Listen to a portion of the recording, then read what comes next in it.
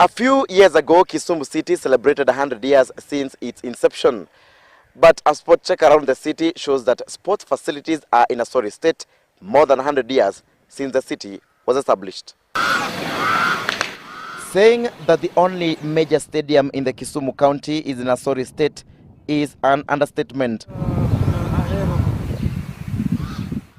Why do I say this? Now, just take a quick look.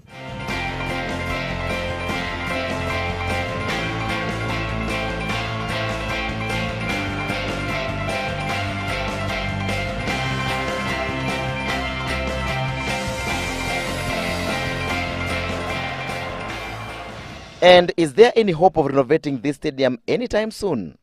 We don't have that capacity right now.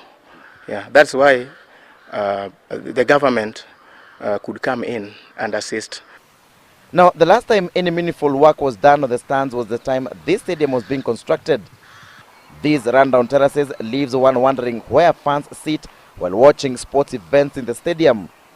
The fence separating the terraces and the pitch collapsed a long time ago, and this can be dangerous, especially to players when a highly charged match is played here. On one corner of the stadium is the caretaker house, which is in a dilapidated state due to many years of neglect. Next to it is where police officers who offer security to the facility used to stay. They no longer reside here for obvious reasons. Now, if Moi Stadium was selected to host a big soccer match, hundreds or even thousands of fans would sneak in easily. Part of the perimeter fence collapsed several years ago, and the repairs may not start anytime soon. The perimeter walls keeps on collapsing. Whenever it rains heavily, you find the wall collapses. But now we normally have a budget allocation, which is very little in terms of repairs and maintenance. Next to the perimeter fence is the dumping site. One wonders why the same municipal council that manages the stadium decided to put a dumping site next to it. That has been a dump site from the beginning, and it is the only that we've had. It's only that from time to time we've tried to acquire some piece of land elsewhere so that we can relocate the dump site. But as you know, it has been a challenge. It has not been very easy.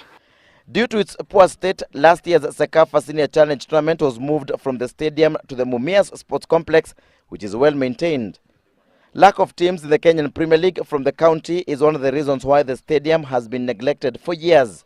Facility kama kuna ile timu inacheza kiwango ya juu, alafu ile concentration pia ya kuitengeneza ikae nzuri inarudi chini. Hiyo ndio sababu naona vijana at least wanaweza cheza mpira zao kwa shule na hizo kiwanja za kanjo zenye ziko wazi kidogo kidogo, lakini kikuja mahali sasa mpira imefaa ichezwe on a standard pitch inakaa ni ngumu. But the current state of affairs is not unique to Moi Stadium. Most municipal and town councils have no funds to renovate stadiums, begging the question, why don't we leave the management of these facilities to Sports Stadium Management Board, which will get funding from the central government? Geoffrey Shira, Inside Sport.